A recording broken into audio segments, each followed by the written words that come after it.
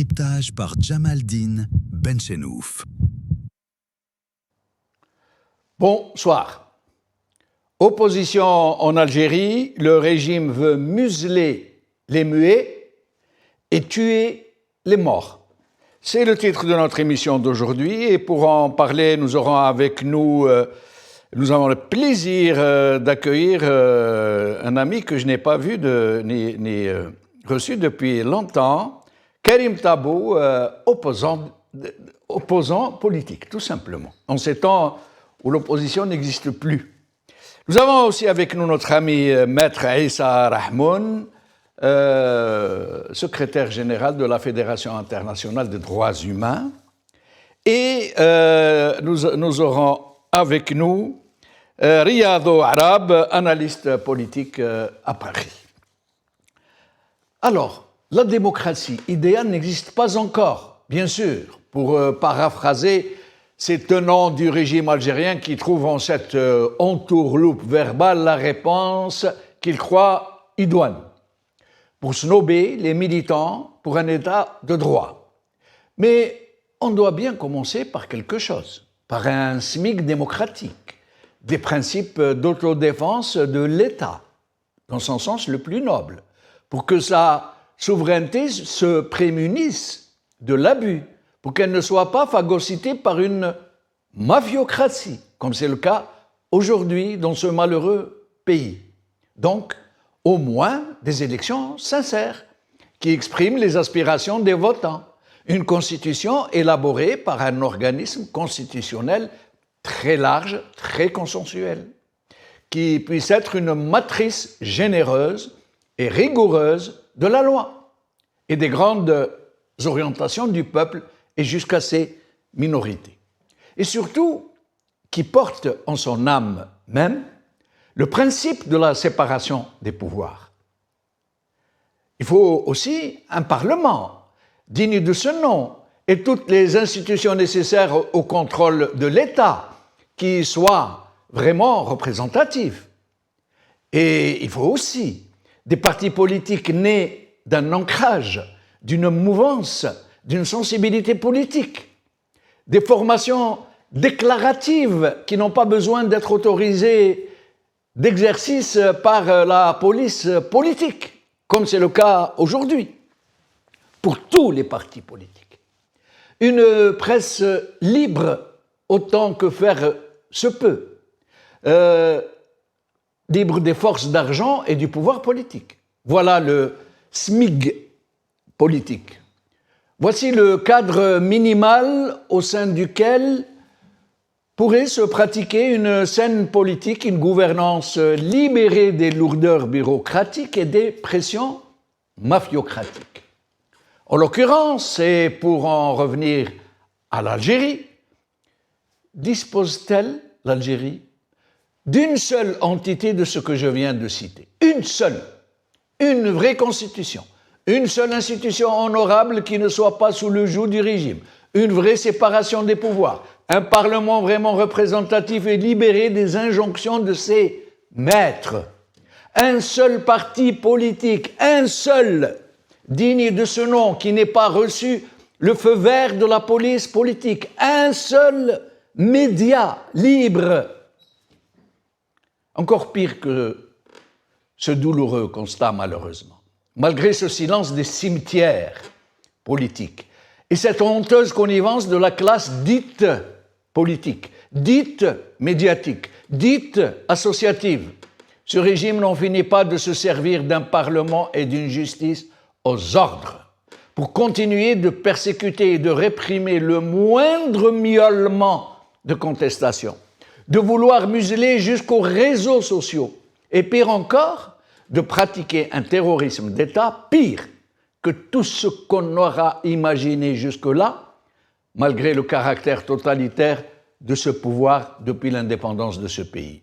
Au point où, obnubilé par la peur d'être chassé du pouvoir, ce système cherche à tuer une opposition qui n'existe nulle part, qui ne s'exprime que par quelques commentaires sur les réseaux sociaux, par des compatriotes qui se trouvent à l'étranger parce que ceux qui ont osé le faire depuis le pays même se sont vite retrouvés en prison sous le coup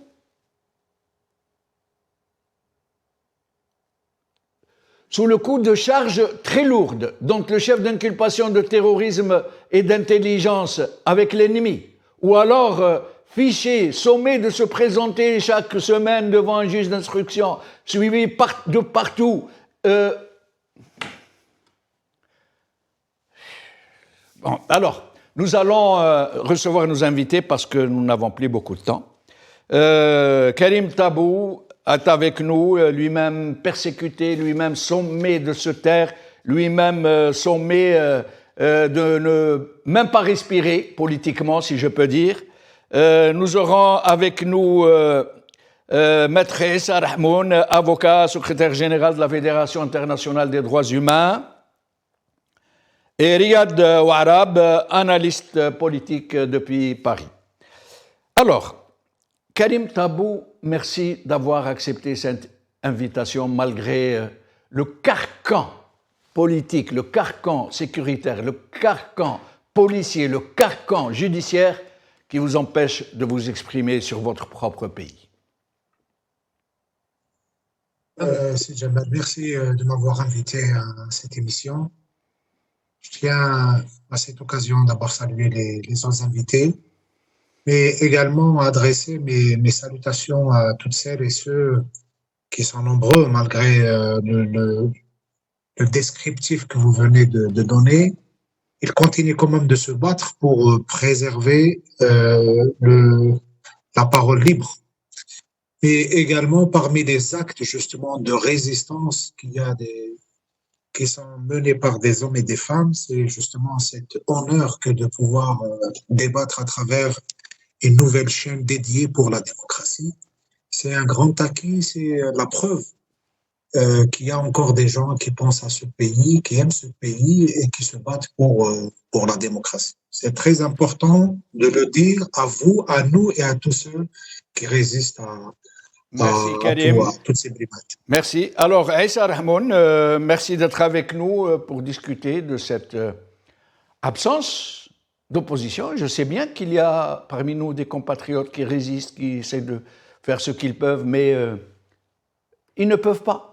Ils ne peuvent pas, ils essaient de faire ce qu'ils peuvent, mais ils sont empêchés, ils sont bâillonnés, ils sont emprisonnés, ils sont incarcérés, ils sont enlevés, ils sont astreints au silence, ils sont menacés, ils sont terrorisés. C'est un terrorisme d'État qui s'abat sur eux. Issa Rahmoun.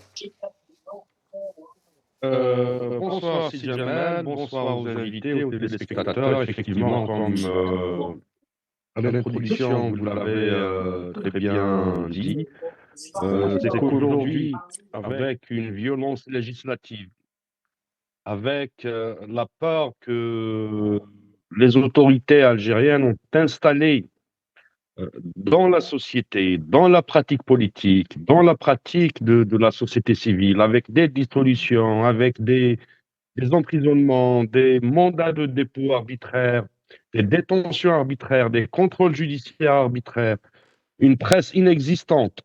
Effectivement, on est dans une étape très cruciale pour la vie politique dans le pays, pour la vie associative, pour la vie sociale, pour la vie citoyenne, tout court. Et ça ne présage pas à quelque chose qui va renforcer justement la souveraineté du peuple algérien, mais aussi l'immunité de l'État algérien. Et probablement, on va revenir dans le débat sur les approches et les postures, les différentes postures du régime, mais aussi de l'opposition politique, entre guillemets.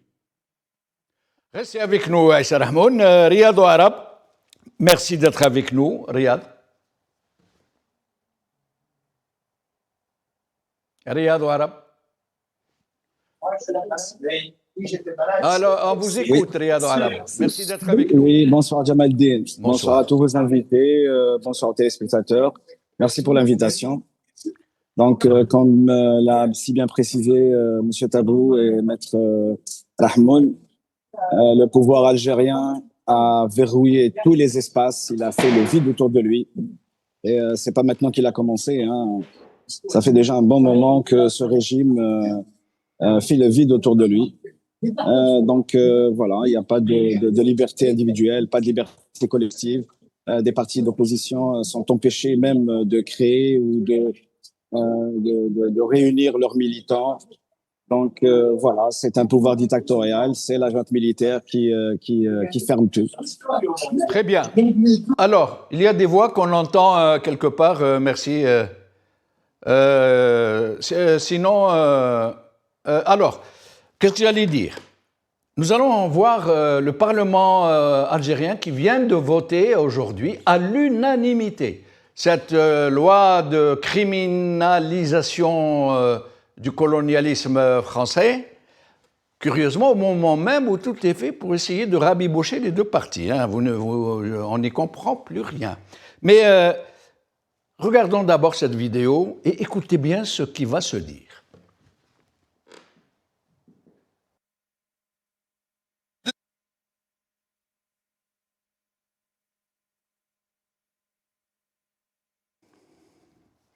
Ce problème, petit souci, je suis désolé aujourd'hui, tout va mal. Karim Tabou, le Parlement algérien vient de voter à l'unanimité cette loi pour la criminalisation du colonialisme. À chaud comme ça, qu'est-ce que vous pourriez nous dire?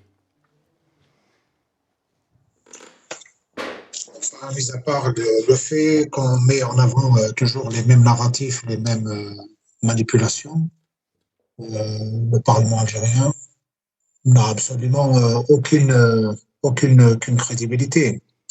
Le citoyen algérien est confronté à un vécu social, un vécu politique très difficile. Et le Parlement continue de servir tout simplement d'instrument j'allais dire non seulement de manipulation, de propagande, ou plus encore, d'instruments qui légalisent la répression, qui donne son aval aux lois liberticides. Et on peut également, mis à part cette loi-là, mais l'essentiel des lois qui sont votées dans ce Parlement, assez souvent à l'unanimité, nous sommes à l'ère des unanimismes. Donc, le Parlement, il y a peu de citoyens qu'on entend dans la rue parler du Parlement. Hein. C'est un non-événement dans sa représentation. Pas dans ce débat spécialement, mais le Parlement lui-même, les Algériens n'y tiennent pas compte vraiment. Hein. Ça ne fait pas partie des préoccupations, des sujets des citoyens, qui soient militants ou qui soient des citoyens ordinaires. Donc, c'est un non-événement d'un Parlement croupion qui continue de servir le narratif du pouvoir. Mais Karim Tabou, moi, ce qui m'interpelle personnellement, j'essaie de comprendre. Il propose une loi pareille, une telle loi, à un moment où ils essayent d'abord de se rabibocher avec la partie française. Et puis, nous savons très bien que celui qui a été le plus loin dans cette sorte de reconnaissance mémorielle, c'est Macron. Or, Macron est très affaibli aujourd'hui. Et l'extrême droite n'a jamais été aussi présente sur le plan de l'opinion publique. Et lorsqu'ils proposent une telle loi et qu'ils passent une telle loi, est-ce qu'ils ne vont pas renforcer davantage l'extrême droite au détriment de ceux qui essayent d'aller vers l'Algérie? C'est cela que je n'arrive pas à comprendre personnellement à un tel moment. Si Jamal, c'est la posture d'un pays en panne de projet, en panne de vision. En fait, si on avait des gens qui réfléchissent à la fois au scénario probable, notamment dans son environnement, qui soient les scénarios politiques, de géopolitique, parce que un tel événement doit avoir comme analyse dans un ensemble qui soit bien réfléchi. Mais malheureusement, le pouvoir algérien s'occupe beaucoup plus du narratif manipulatoire engagé en direction de l'intérieur, plus que des intérêts importants de l'État à l'extérieur. En fait, ça continue de servir de moyen de manipulation intérieure. Donc, on ne s'interroge pas trop sur les conséquences, sur les répliques de ces événements-là. Et d'ailleurs, on a eu des exemples. Peut-être que dans les prochains jours, on va consacrer un débat sur les bilans de toute cette gestion, notamment à l'occasion de la fin de l'année. Ce n'est pas notre débat aujourd'hui, mais nous avons des autorités qui n'arrivent pas à projeter le pays dans un avenir, dans son environnement et surtout dans les enjeux qui se posent à nous tous, malheureusement. D'accord. Alors, Aïssa Rahmoun, maître Aïssa Rahmoun, sur le même volet, sur la même question de la criminalisation du colonialisme français, à votre avis, ça tend à quoi? Ça cherche quoi? C'est fait pourquoi? Et à quoi ça pourrait aboutir? Si ce n'est qu'à envenimer davantage une situation déjà critique qui ne peut pas de toutes les façons aboutir en l'état des choses, puisque ce n'est pas un débat que la France est appelée à une discussion en profondeur entre partenaires sur un colonialisme qui date d'avant une soixantaine d'années. Non, non, c'est une criminalisation. Et après, nous allons vous montrer les images si nous pouvons. Vous allez voir, c'est une hystérie au niveau du Parlement. À votre avis, c'est destiné à quoi ce cirque, si je peux dire? Je vais essayer de me placer sur le vote à l'unanimité du Parlement algérien, mais sur les conclusions aussi de Siham Ben Sedrine, qui dirige l'instance de dignité et de transition, de justice transitionnelle en Tunisie, qui vient de rendre justement un rapport et une déclaration qui criminalise aussi la colonisation, du moins, c'est pas le protectorat et les crimes commis par l'État français. Et dans les deux postures, pour la Tunisie, ça vient de la société civile, à travers un travail pédagogique effectué avec des historiens, des témoignages, une documentation. Et dans la conclusion, ils exigent aussi la restitution de tous les archives existants en France et l'ouverture des archives. Donc, dans les conclusions, quand on va revisiter les conclusions, c'est plus profond que l'adoption d'une loi. Par contre, au niveau du Parlement, et ça sur l'aspect formel, dans la forme, quand on voit que plusieurs lois organiques,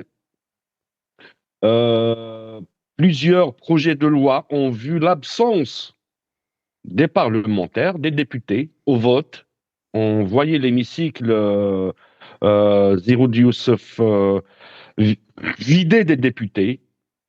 Par contre, pour cette loi, tout le député était debout avec l'emblème national, le drapeau algérien avec une écharpe. C'est dire qu'il y a un maître chanteur, un chef d'une symphonie qui a distribué des rôles, effectivement. Après, pour la question de la décolonisation, c'est un débat aussi qui se pose en France à travers les historiens, mais aussi de la société civile. Je rappelle entre autres trois chercheurs, Pascal Blanchard, Stora et Selwa Boulbina, qui ont travaillé beaucoup sur la question de la décolonisation et la différence sémantique entre indépendance et décolonisation. Il faut savoir que les crimes perpétrés par la France coloniale étaient des crimes internationaux, selon le standard international. Mais ça, dans le droit international classique, de 1830 à 1962, on ne peut pas, avec bien sûr le statut de Rome de la Cour pénale internationale, aujourd'hui, on ne peut pas dire, à part les éléments évoqués par les discussions au Parlement, qui sont les exécutions extrajudiciaires, torture, détention arbitraire, etc., ça, c'est des crimes imprescriptibles. Quant aux crimes internationaux, crimes de guerre, génocide, etc., on ne peut pas les qualifier aujourd'hui comme étant des crimes internationaux. Et là, on va essayer de relever dans le débat ce que disait tout à l'heure Karim Tabou, que c'est destiné à la consommation interne. Je partage cet avis parce que durant le Hirak, souvenez-vous, les Algériens ont fait appel à l'histoire, à la mémoire historique de l'Algérie, ceux qui ont bâti l'Algérie. Parce que l'Algérie a été bâtie par des hommes et ce n'est pas le contraire. Et là, de 62, après 62, ça a commencé à devenir autre chose. Souvenez-vous que des inscriptions, des énoncés ont été inscrites sur les murs d'Alger, disant que seul héros le peuple. Et c'était un message de manipulation, justement, oui, en effet. pour dire que ce pays n'a pas d'héros. Et durant le Hirak a rappelé, je me rappelle de 4 figures historiques. Mohamed Boudiaf, Hussein Ahmed, Abban Ramadan, Ibn Mehdi. Oui. Et justement, ce débat national, est-ce que ces figures, ceux qui ont suivi leur combat pour la vraie décolonisation, parce que nous avons eu l'indépendance territoriale, mais nous n'avons pas eu l'indépendance et l'autonomie de la personne, des régions, du pays. Nous n'avons pas eu la décolonisation. Parce que le phénomène de décolonisation, ce n'est pas seulement un phénomène territorial ou géographique. C'est la décolonisation politique, culturelle, sociétale, économique, etc., etc. Donc, pour la consommation interne, effectivement, je suis tout à fait d'accord, c'est faire appel à cet instinct grégaire, à ces atavismes nationalistes qui continuent à pomper la rente, effectivement, mémoriale. Aujourd'hui, si Macron a fait un pas, voire 2 pas ou 3 pas, vers un processus de réconciliation. Et un processus de réconciliation, quand on voit deux pays ennemis, notamment l'Allemagne et la France, où le processus, où des guerres pendant plusieurs années ont frappé ces 2 pays, un processus de réconciliation lucide, Oui. d'intérêt économique, d'intérêt politique, s'est vu inscrire sur l'agenda des 2 pays. Est-ce que le simple fait de demander pardon est le commencement d'un processus de réconciliation? Eh ben, la question est posée. Et ça, moi, je me permets de vous interrompre pour faire tourner le micro. Alors, Orab n'est plus des nôtres. Nous l'avons perdu. Alors, Karim Tabou, d'après vous, est-ce que, comment dirais-je, est-ce que sortir des lois en ce moment-là, comme ça, criminalisation du colonialisme, et à côté, déchéance de la nationalité pour pratiquer encore plus de terrorisme d'État que le 87 bis, qui était pourtant déjà à lui seul absolument incroyable. À votre avis, qu'est-ce que cherche vraiment ce régime à faire avec ces lois à la hussarde, du jour au lendemain, et assumé avec un patriotardisme? Nous allons essayer de vous montrer les images, absolument incroyables. J'espère que nous allons pouvoir vous montrer quelques images. Karim Tabou. Et en tout cas, nous le savons tous que le pays fonctionne avec des lois qui ne sont pas écrites. Tout le pays fonctionne sur des lois qui ne sont pas écrites, qu'on ne peut pas lire, qui ne sont pas adoptées dans le Parlement. Et que toutes les lois qui sont écrites ne servent que de moyens pour habiller justement l'État clandestin, le pouvoir clandestin, le pouvoir qui se cache encore derrière ce cinéma, ce théâtre. Vous l'avez qualifié d'excessif. Mais non, demain, les mêmes vont venir encore dire tout le contraire. Nous avons vécu des expériences. Moi, je me souviens, pendant Bouteflika, il y avait la nomination de Cheikh Khalid qui vient proposer une loi sur les hydrocarbures qui consacrait le bradage total des richesses nationales. Elle a été adoptée à l'unanimité par l'Assemblée. Puis, pour des raisons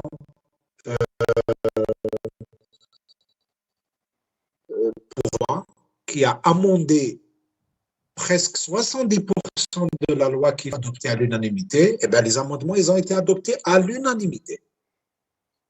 Donc, quelle crédibilité de ces parlementaires issus d'une élection que nous connaissons tous, qui ne représentent pas le peuple algérien, qui sont là comme des fonctionnaires de l'instance législative et qui sont là à répondre à des besoins immédiats.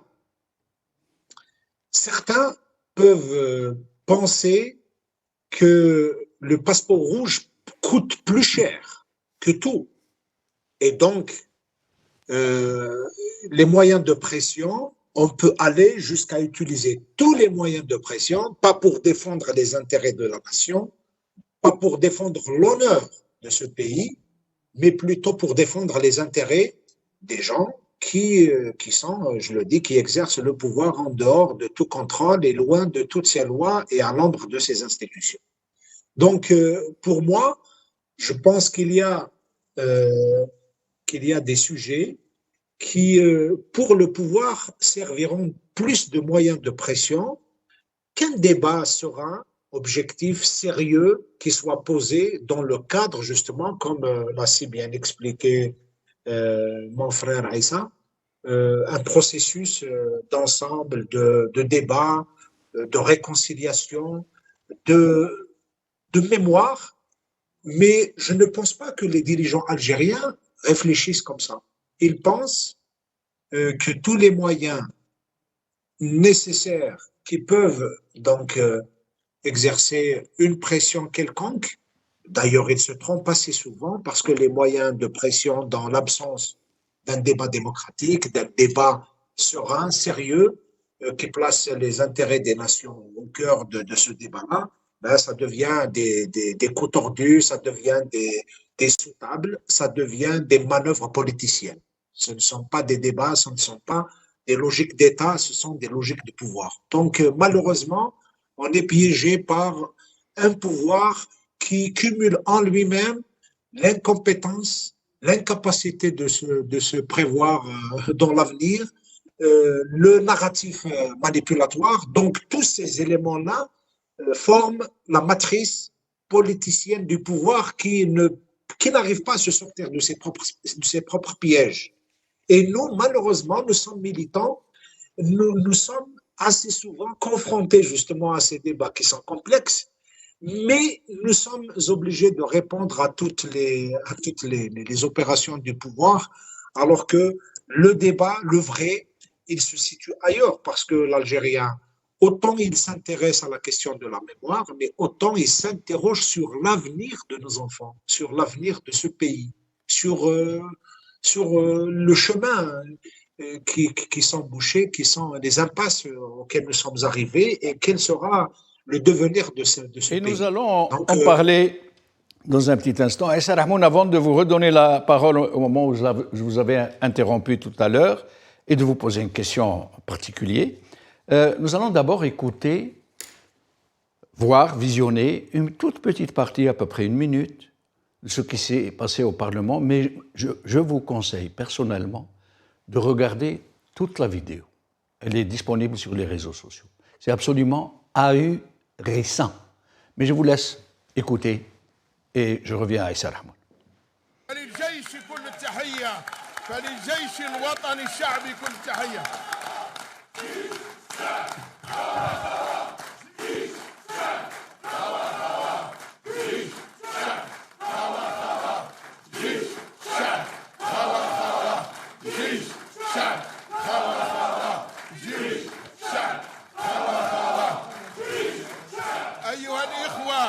أيها الإخوة، أول جيش وطني شعبي تشكل.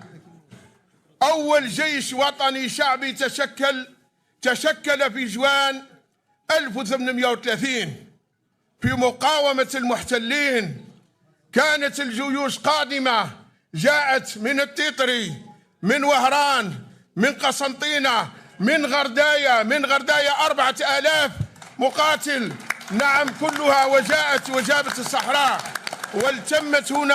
والتمت هنا هذا ما يقوله التاريخ. Issa Rahmoun, d'abord, une notion qui interpelle beaucoup d'Algériens. Pourquoi à chaque fois, Jish, Cheb, Khawa, Khawa Normalement, l'armée procède du peuple qu'elle sert. J'allais dire, c'est une institution, si on veut, entre autres institutions. Pourquoi disent-ils Jish, Cheb, Khawa, Khawa Est-ce que c'est une confirmation, en effet, par ces gens, à leur insu, à l'insu de leur conscience, que ce sont deux entités séparées, voire deux entités ennemies, au point où ils clament eux, Jish, Cheb, Khawa, Khawa. D'abord, cette question qui interpelle un peu tout le monde. Je dirais que c'est deux entités adversaires entre la légitimité populaire, longtemps soutenue juste après l'indépendance par le GPRA, et la légitimité militaire, ennoblie par leur statut d'ayant cause. Ceux qui ont fait la guerre les armes à la main, ils se sont comportés après l'indépendance en ayant droit. Et en étant ayant droit, ils se sont accaparés toutes les institutions, tous les biens, toutes les richesses du pays. Maintenant, sincèrement, là, ça reste mon avis et mon opinion à la fois, une telle loi qui était la jeunesse de la loi remonte aux années 80, en 84, 85, où le débat a commencé sur la loi sur la criminalisation du colonialisme. J'approuve dans un sens où il s'agit d'une colonisation féroce, une colonisation de peuplement, une colonisation où on a ôté des territoires aux Algériens, une colonisation où même j'ai travaillé ici en France comme mandataire judiciaire, et ça c'est une anecdote. J'ai rencontré un ancien combattant de l'armée française du côté de l'Eure-et-Loire. Et quand il a vu que le tribunal judiciaire m'avait désigné comme mandataire judiciaire, il n'arrêtait pas de pleurer. Parce qu'il avait de très mauvais souvenirs en Algérie. Il m'a raconté une histoire. Je n'ai pas cité le nom du monsieur, c'est la confidentialité de la profession. Et il m'a dit qu'il était agent de sécurité dans une villa d'un colon français. Et ce colon l'empêchait de manger une orange. Il a traité un Français, un soldat français, ils sont tous les deux français, comme étant un indigène. Dans ce débat de décolonisation, justement, si on veut apporter des grains juridiques, politiques, mais aussi humanistes à ce débat, l'histoire des Harkis, et là je fais la transition sur la question que vous avez posée à Karim Tabou sur la loi sur la déchéance de la nationalité. Les Harkis, le régime algérien, après l'indépendance, ils n'ont pas ôté la nationalité aux Harkis. Ils étaient interdits, certes, de rentrer au pays, d'avoir une identité, d'un passeport pour une circulation, mais la nationalité, ils n'étaient pas déchus de leur nationalité. Leur famille était autorisée à rentrer dans le pays. La question des pieds noirs n'étant pas réglée, la question des essais nucléaires, c'est très important. Parce que les essais nucléaires au sud algérien, les essais ont commencé de 62 à 68. Et selon les historiens, c'est pas moi, c'est les historiens, Houari Boumdien avait dénoncé les accords d'Évian, Karim Belkacem et consorts, pour le fait de céder le Sahara momentanément pour la France. Et ont bénéficié des richesses du sud algérien. Comment admettre 18 essais nucléaires 17. au sud algérien. 17, c'est le chiffre avancé par les autorités algériennes. Et 18 sont avancés par les historiens, notamment Pascal Blanchard en France. Et là, ça à reste ma un débat. connaissance, Aïssa Rahmoun, On a eu... sans rentrer dans oui. les chiffres, il y a eu 2 essais, je crois, 17, dont 3 de 61 à 63, nucléaires, hein, et de 63, ça veut dire après l'indépendance, jusqu'en 78, il y en a eu 17. Mais il n'y a pas que ça. Il y a les essais chimiques dans le polygone. Dans le polygone, le polygone Benamous 2, il y a eu des essais chimiques et bactériologiques qui se comptent en centaines. Donc le régime dit qu'ils ont pris fin en 78, mais que le général Rachid Ben Yelles dit qu'ils ont continué jusqu'en 87. Une information qui a été confirmée par la suite par le côté français, 1987. En cachette du peuple algérien, bien sûr. Et la question qui se pose à Sidi Jamel, où est la souveraineté nationale? Voilà. Des crimes contre l'écologie, contre la nature, contre les nappes phréatiques, contre les richesses, contre le sol algérien et contre les familles, des milliers de familles algériennes qui continuent aujourd'hui à subir les affres de ces expériences. Qui les a autorisées? Qui les a autorisées? Et est-ce qu'on peut demander à Issa Rahmoun réparation? Pardon, Issa Rahmoun, parce que je voulais venir à cette question, je m'excuse de vous interrompre à chaque fois. Est-ce qu'on peut demander, et c'est la même question que je poserai à Karim Tabou, est-ce qu'on peut demander réparation à la France pour des essais qui ont reçu l'aval du côté algérien déjà avant l'indépendance, pendant les accords d'Évian, et qui se sont poursuivis jusqu'en 1987? Est-ce qu'on peut demander à la France de réparer et de dédommager? J'adore tes questions, Sidi Jamel. J'ai commencé par le rapport de Seham Ben Sedrine au début de l'émission. Il s'agit d'une instance qui était placée, une instance de la société civile indépendante, qui n'est pas sous une lecture politicienne ou sous des enjeux politiques. C'est la société civile qui a auditionné, documenté, qui ont fait leur enquête depuis 2012. 2012, l'hélium, tel 2025. Combien d'années ça a pris? Consulter les archives, auditionner les témoins, les familles de victimes, etc., etc. Tu vois, on voit le processus que ça a pris. Et là, aujourd'hui, la société civile, l'instance de Seham Ben Sedrine, a rendu son rapport, mais c'est un rapport qui n'a pas besoin de recours ni d'appel, parce qu'il est fait à la base d'une documentation, il n'y a pas de recours. Mais si on laissait la société civile algérienne et française aussi, parce qu'il y a beaucoup d'associations françaises qui travaillent sur ce sujet, laissons-les travailler, laissons-les avoir accès aux archives, aux témoignages, aux données scientifiques, aux preuves scientifiques, aux preuves ADN, etc., etc. Mais ça, ils ne veulent pas le faire. Pourquoi? Ça va mettre en cause les deux régimes, hein, que ce soit le régime français ou le régime algérien.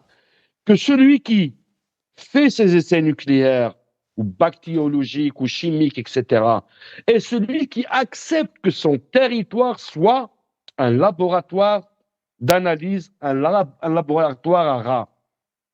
Et c'est dans cette configuration qu'une réconciliation peut être menée à travers des débats sérieux, avec des historiens, des chercheurs, des scientifiques, des avocats. Effectivement, il faut demander réparation. Parce que là, qui est atteint? Qui est la victime? Parce que quand on parle de réparation, il faut identifier la victime en premier lieu. Qui est victime? Oui, absolument. C'est le peuple algérien, c'est pas le peuple français. Qui était victime de ces essais? Qui était victime de ce régime? Qui était victime de cette décision? Avant de parler de régime, qui était victime de cette décision. D'accord. Et là, on arrive au point de l'archive. Il y a 4 points. Les Harkis, comment qu'ils sont devenus Harkis? On n'est pas Harki, on le devient. Moi, je suis un petit-fils de 2 shahids. On n'est pas Harki, on le devient. 2, les pieds noirs, comment qu'ils étaient traités, soit par Alger, soit par Paris. 3, les essais nucléaires. Et 4, la restitution des archives.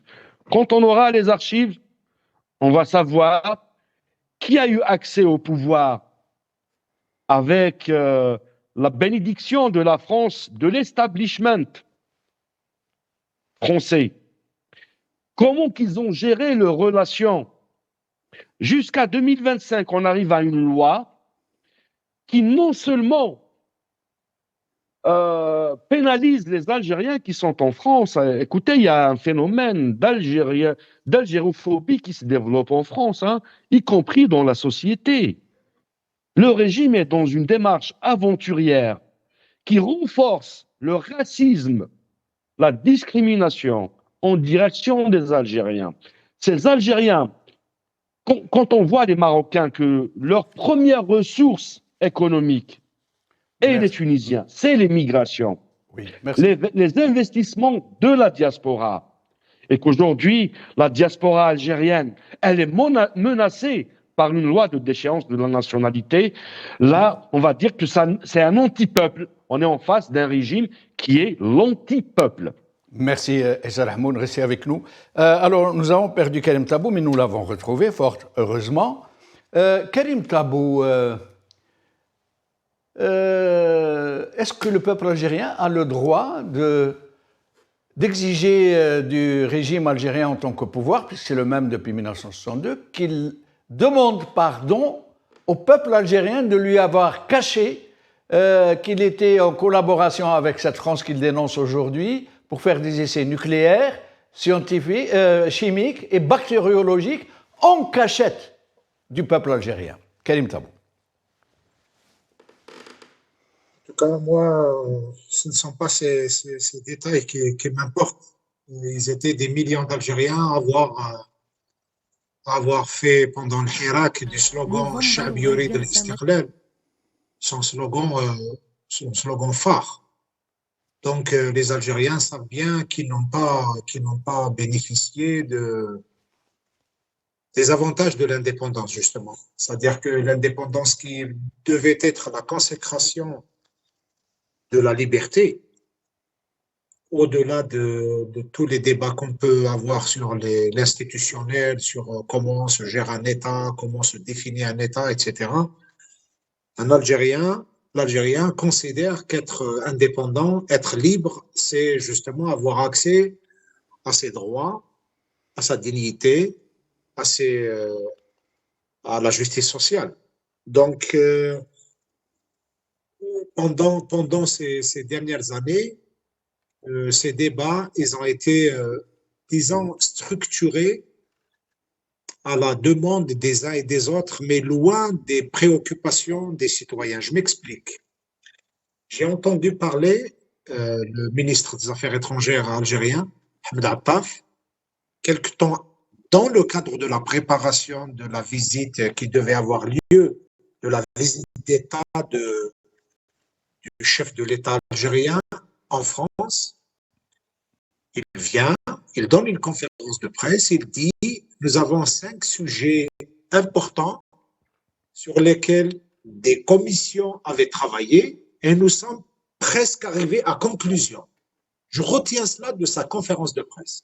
Il a évoqué le sujet des essais nucléaires, il a évoqué le sujet de la mobilité, et dans la mobilité sous-entend la délivrance de visas, et en contrepartie, la signature des laissez-passer consulaires pour donc tous les gens que la France voulait refouler en Algérie. Il y a la coopération économique et il y a la question de la mémoire. Et puis, l'État algérien avait demandé la restitution du caftan et du sabre d'Amir Abdelkader. Donc, tout cela a été structuré par le pouvoir officiel pour justement ne pas laisser de l'espace au vrai débat qui est le débat démocratique, qui est le débat des libertés, qui est le débat du droit, qui est le débat de la vérité de la situation économique de ce pays, sur le fait que, vous l'avez évoqué, ça devait être notre débat d'ailleurs, l'absence de scène politique, l'absence de l'opposition, l'absence d'espace d'expression démocratique, tout ça est remplacé par un autre débat. Il est important, mais il n'est pas aussi important pour les Algériens que de leur parler de leur vécu. Aujourd'hui, nous sommes à la fin de l'année, nous allons dans quelques jours entamer une nouvelle année. Dans quelle ambiance sociale les Algériens vont aborder cette année? Dans quelle ambiance politique nous allons aborder cette année? Je vous dis, en plus des lourdeurs, en plus des ambiances moroses sur tous les plans, il y a également le fait que la glaciation autoritaire a atteint des points, j'allais dire, difficiles. Donc, personnellement, je ne suis pas expert en matière d'essais nucléaires, des conséquences sur les environnements, etc. Je sais que beaucoup de notre mémoire, de nos traumatismes, ils sont liés à cette époque coloniale et que notre responsabilité à nous, le lendemain de l'indépendance, était de fonder un État, de mettre en place des mécanismes qui permettront à l'Algérien de se sentir libre. Malheureusement, les uns sont partis, les autres ont pris la place et des millions d'Algériens, des années plus tard, sont descendus dans la rue pour dire « Sha'b yurid al-istiqlal ». Mais justement, Karim Tabou, vous parliez de glaciation autoritaire. Et juste après le Hirak, dont on pensait au moment où il se déroulait, qu'il allait représenter un tournant dans la vie politique de l'Algérie, mais finalement ça a été récupéré, comme a été récupéré octobre 88. Et aujourd'hui, c'est, comme vous le dites si bien, une glaciation autoritaire. Comment faire pour que les Algériens, pas seulement ceux de l'étranger, ceux du pays aussi, et surtout, comment faire pour qu'ils puissent se reparler, se réorganiser, se préparer à relancer un autre Hirak définitif, j'espère celui-ci, d'après vous? Pas nécessairement un autre Hirak, et je pense que nous avons une responsabilité vis-à-vis d'abord de nous-mêmes, vis-à-vis de nos enfants, vis-à-vis de la situation du pays, qu'ils soient les Algériens de l'intérieur et en particulier les Algériens qui vivent à l'extérieur, la diaspora algérienne. Elle a quand même le bénéfice, l'avantage de mener des activités relativement dans un espace de liberté, bénéficier des avantages des moyens de communication, c'est très important. Et puis, possibilité de tenir librement des réunions, des forums, des consultations, des groupes de travail, etc. Et malheureusement, la police politique a réussi, d'une certaine manière, à diffuser dans le milieu, justement, de l'élite politique censée représenter l'alternative, les débats que j'appelle, moi, les débats secondaires. Durant de longues années, et vous l'avez d'ailleurs évoqué comme ça, vous l'avez évoqué d'une manière un peu rapide, sur la vraie crise politique dans ce pays, elle oppose le peuple à un pouvoir. Donc, au fait, le pouvoir est là, ce génie, cet art particulier de créer dans le milieu de l'élite, justement, les faux débats. Et une grande partie de l'élite, malheureusement, s'est laissée entraîner dans ces faux débats. Jamel, je parle avec beaucoup de sincérité. Je sais. Des fois, le mal que l'on fait à nous-mêmes est trop important. Et d'ailleurs, l'expérience du Hirak, elle doit être d'une certaine manière évaluée, pas pour s'auto-flageller, c'est pas pour s'auto-accuser, mais pour tirer toutes les conclusions positives de cette expérience. On a eu un rapport de force dans la rue, Mais on n'a pas su comment transformer ce rapport de force dans la rue en une vision politique, en une dynamique qui s'inscrit dans une stratégie à long terme. Karim Tabou, nous sommes à la fin de l'émission, il reste à donner le mot de la fin à Aïssa Rahmoun.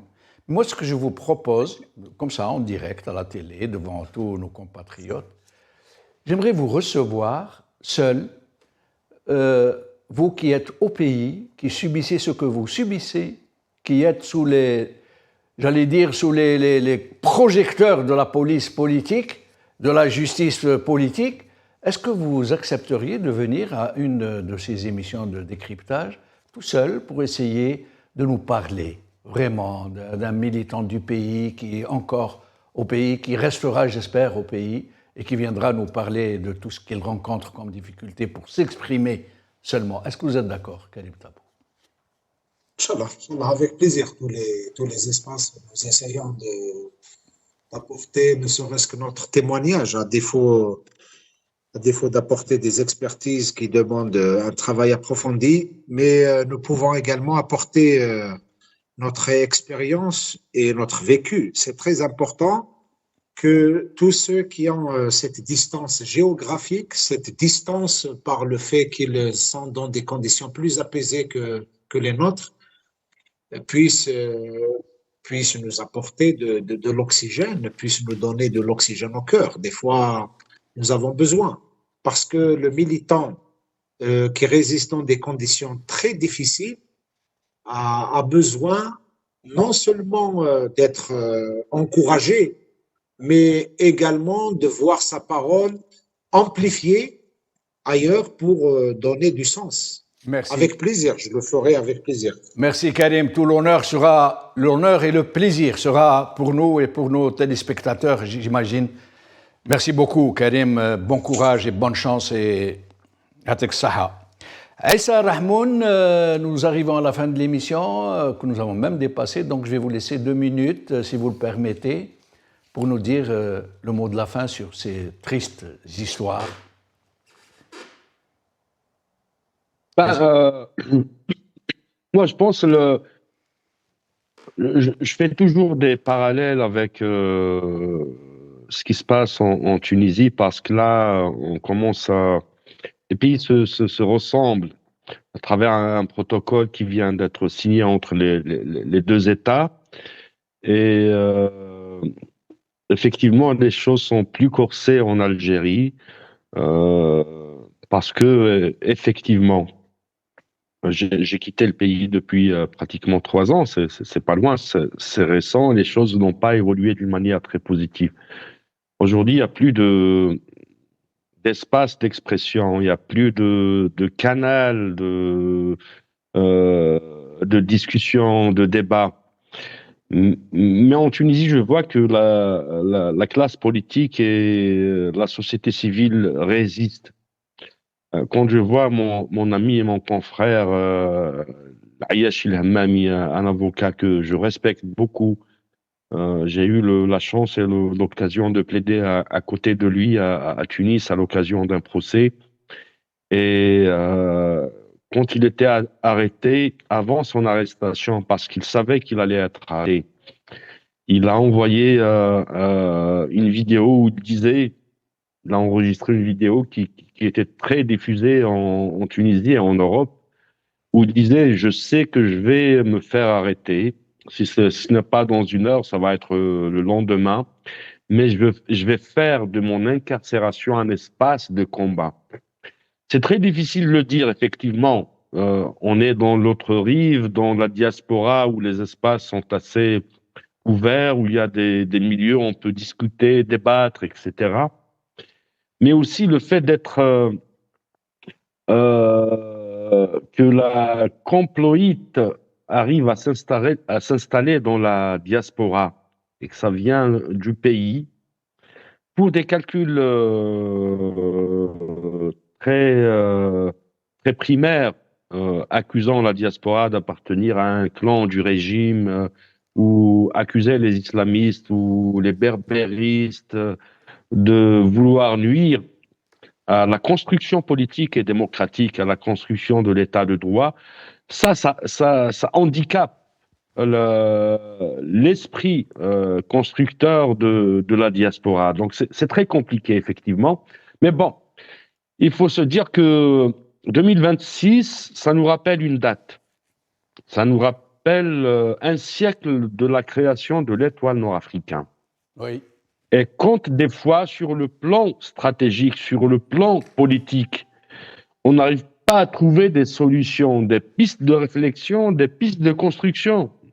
Au niveau national, au niveau local, Oui. il faut transcender ce débat en débat de région. Eh ben justement, je me permets de vous interrompre, Aïssa Rahmoun, parce qu'on a largement débordé. Mais je vous propose à vous aussi, si vous voulez, de venir sur le plateau en compagnie de notre ami qui a été avec vous la dernière fois, ce délicieux avocat Brahim Belghait. Brahim Belghait, pour parler notamment de ce fameux protocole d'accord conclu presque dans le secret et que vous-même avez qualifié de protectorat. Oui, c'est un protecteur, effectivement. Mais je l'ai soumis à quelqu'un, parce que moi je n'ai pas accès à la langue arabe, je l'ai soumis à quelqu'un d'autre qui pense exactement comme vous. Il m'a dit, mais c'est quoi cette histoire? Il faut en parler. Donc, je suis désolé, on est en train de nous appeler. Je vais vous laisser, Aïssa Rahmoun. Merci en tout cas. Pardonnez-moi de ne pas vous avoir... Vous voulez dire peut-être un mot en 30 secondes? En 30 secondes, effectivement, on est en fin de l'année et puis 2026 va commencer. Il faut se réapproprier les combats. Il faut se réapproprier son identité politique, droit de l'homiste. Voilà, je pense que l'histoire de la révolution algérienne, du combat de nos aînés, ont assez donné comme repère. Et il faut se limiter à ça. Pas de guéguerre. Pas de guéguerre, pas d'accusation, pas de manipulation politicienne. Merci Aïssa Rahmoun, merci Karim Tabou. Désolé Riyad que nous avons perdu, Riyad Arabe. Merci à vous chers amis de nous avoir suivis. Bonne soirée. À demain j'espère.